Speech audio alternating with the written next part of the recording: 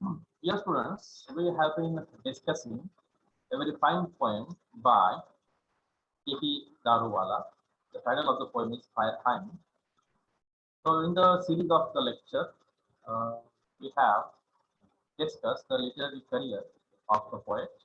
We also discussed the main themes in his poems. We discussed the concept of the power of silence in Parsi community. We saw how they dispose of the dead bodies by offering it to the birds like vultures. So they don't burn their bodies, they don't bury them under the ground. Later on, we started discussing the title of the poem. We saw how hymn is nothing but a religious song, but the main theme in the poem is quite sensitive as it deals with the final rituals. So the poet looks at the final rituals through the eyes of a Parsi. So the poet looks at the Hindu style of cremation over here.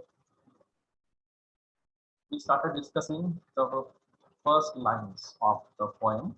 We saw how the Hindus consider Banaras city or Kashi city as the holy one, and it is the dream of every Hindu to have last breath at Kashi, right? Because it guarantees a permanent seat in the paradise or moksha. Like the poet observes one of such ghats at Varanasi at Kasi. He describes his observation, what he has seen over there.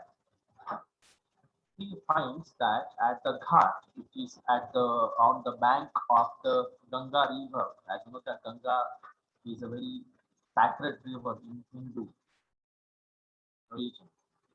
So we can see a line of what you say burning hearts over there. Here, burning hearts, as we saw, that funeral is going on and the dead bodies are on fire.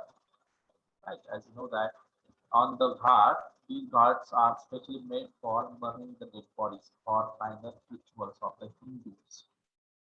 So he observes that many such the dead bodies are burning over there, and the ghat is full of light. Right? And we can see that moonlight is over there on the ghat and the dead bodies also.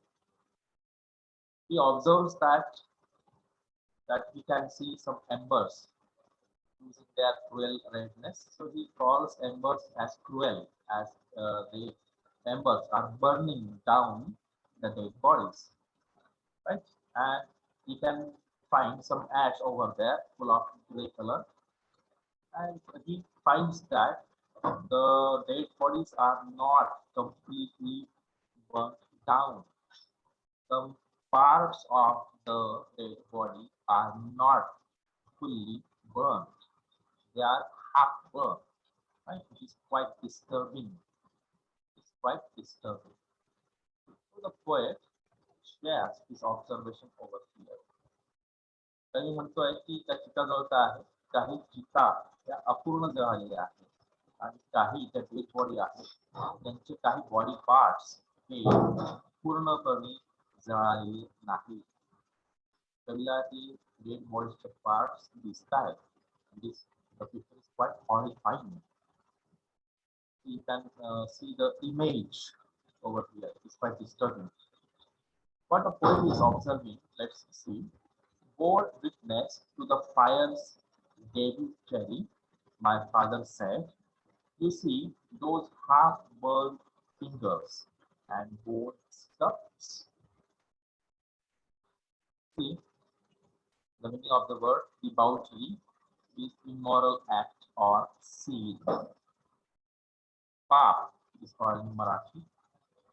Sub means unburned, remaining part, that is bone. Witness means see. And bore means passively or silently. As in the previous lines, the poet tells us that some body parts of the dead bodies are not properly burned down. Right? So the poet is imagining that the fire is not doing its work completely. Right? The fire is doing some sin, some immoral act. अग्नीचा हा दोष आहे असं कधी म्हणतो की अग्नी काय करते की त्याची अग्नी त्या डेड बॉडीचं पूर्ण दहन करत नाही, पूर्ण पेटवत नाही. त्याचमुळे त्या डेड बॉडीचे काही पार्ट्स हे अपूर्ण अशा अवस्थेमध्ये आहे. मी म्हणतोय की त्या डेड बॉडीला जाळणारी जी अग्नी आहे काय करते आहे तर पाप करते आहे. Actually, who is doing this scene? Man. Because no sufficient wood must be there, no sufficient fuel must be there to burn down the dead bodies. पाप अग्नी करत नाही तर मनुष्य करतो. कदाचित तिथे डेड बॉडी जाळण्यासाठी योग्य असं लाकूड किंवा चिता व्यवस्थित रचली गेली नसेल, त्याचमुळे ती चिता व्यवस्थित पेटली नसेल. आणि त्याचमुळे अग्नी हा पूर्णपणे जेवढा अपेक्षित आहे तेवढा निर्माण झाला नसेल, त्याचमुळे ती बॉडी पूर्णपणे जळू शकलेली नाही. So who is doing the immoral act? The man. But the poet is indirectly blaming the fire. So my father said, you see those half-burnt fingers and bone stuffs. कवी म्हणतोय बघा मला काय दिसत आहे, half-burnt fingers. The fingers are not properly burnt down. And bone stuffs. Bone stuffs. Right? So remaining parts of the bones are also there. And how the poet is watching all this? Or passively and silently. काय म्हणतोय कवी? अग्नी व्यवस्थित प्रज्वलित न झाल्यामुळे त्याच्यात लाकूड कमी असेल तर डेड बॉडी पूर्णपणे जळू शकलेली नाही. हा अग्नी काय करतोय? पाप करतो आहे. कवीला काय दिसतंय तिथे? अर्धवट जळालेली बोट दिसत आहे आणि हाड सुद्धा दिसत आहे, हाड पडलेली आहे. Quite disturbing. And a Parsi poet is looking towards all these things silently, passively. To the next lines. The fire at times forget its deed, a Zoroastrian eye, my child finger clenched into a little knot of pain. I swore to save fire from the scene of forgetfulness. Swore means swear, means oath, I swear, like that. Forget its dead, to burn the body completely. These three lines. The fire at times forgets its dead, a Zoroastrian eye. The poet compares himself. He mentions himself over here. Zoroastrian, as you know that the Parsi people have their religion, that is Zoroastrian. And the Zoroastrians, they don't burn down their dead bodies. Right? So, as a poet silently observes all these things, he finds that his child, his own child, is holding his finger over there, and the child is watching all these things. Right? And the poet is saying that it is quite painful to see all the picture. And the poet swears that, takes an oath that he decides that to save fire from the scene of forgetfulness, the fire has forgotten to burn down the dead body completely. And the poet tells us that he decided to save fire. He indirectly says that he is not agree with this style of funeral.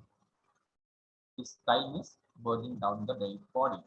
As a Zoroastrian, he feels that what Zoroastrians do with the dead bodies is better than this picture.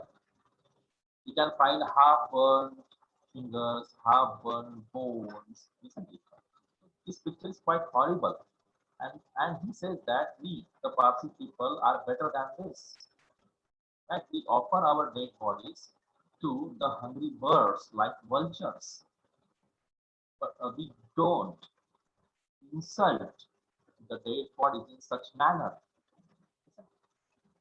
So, in the previous lines, he calls the fire as doing immoral thing, that it is not burning down the dead bodies completely. And in these lines, the poet is telling us that he wanted to save the fire from doing this immoral act of not completely burning down the dead bodies. Right? So he indirectly rejects, criticizes this kind of funeral style. What he tells us in the next line, I never forgot, and 20 years since as I consigned my first boat to the flames.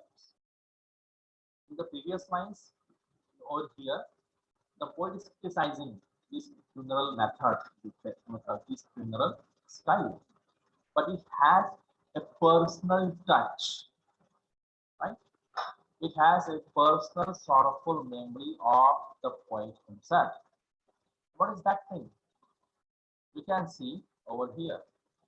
The poet is sharing his own grief, his own sadness with the readers. What the poet is sharing? His personal experience. It never forget.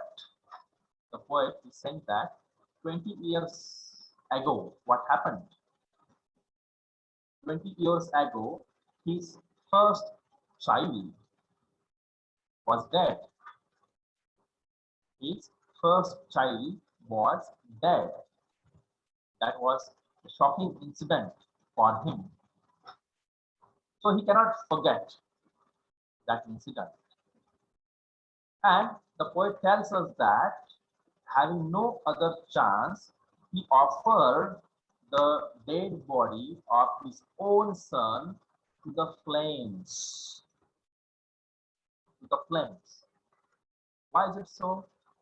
As you know that the poet himself is a Parsi, so he must have offered that dead body of his child to the vultures, offered to the Tower of Silence. But the poet tells us that he offered the dead body of his own son to the flames. So he had a funeral of his own son in the Hindu style. He burnt down the dead body of his son. But what's the reason?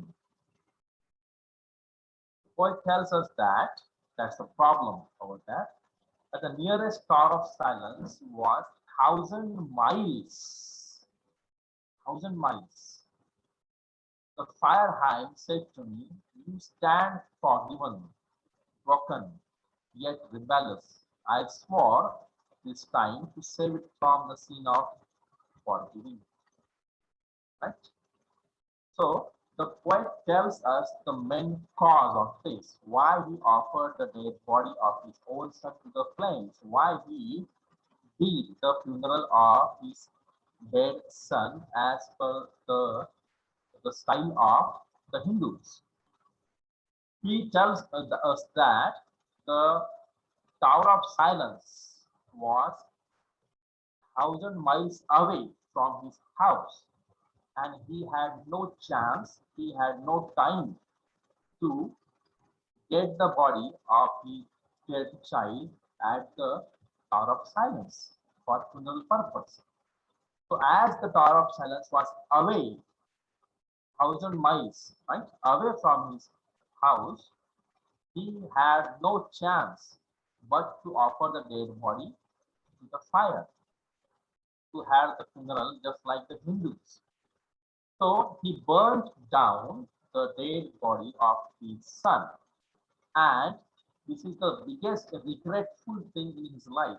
He regrets doing that. He calls himself as a sinner, papi. He regrets, paschatap, that he should not have done this inhuman thing, right? So he wanted to have a funeral of his dead son in the Parsi style, but because of the circumstances, unfavorable circumstances, he had to burn down the dead body of his son. And till today, he cannot forget that thing, even though more than 20 years have passed, isn't it? So the poet is regretting, crying, right? Complaining himself that he did this. He did this. The fire hand said to me. So he is just as if having a conversation with the fire, right? Said to me, you stand forgiven. You are forgiven here because a problem was there that the door of silence was away from your house. But the poet is quite broken now, right? Very sad, yet rebellious, wonderful. He rejects this style of funeral. I swore this time to save it from the sin of forgiving. But the poet cannot forgive himself. He considers himself as a sinner, papi, a criminal, right? Because he had no proper funeral of his own son as per the Zoroastrian religion. So indirectly, he calls himself, right, a sinner. So at the last of the poem, the poet's mood is very sad. So in this poem, what you can see, the poet describes a ghat where dead body is cremated. One day the poet is wandering there, right, nearby a ghat. He sees the red hot embers, right, glowing many hours after the dead body has been cremated. He's shocked. Passing instead of cremating their dead bodies, carry it to the Tower of Silence to put it there. He is horrified to see such cruel act. Right? And see what is happening next. The poet, once 25 years back, had consigned his first child to the flames because the Tower of Silence was far away from his residence.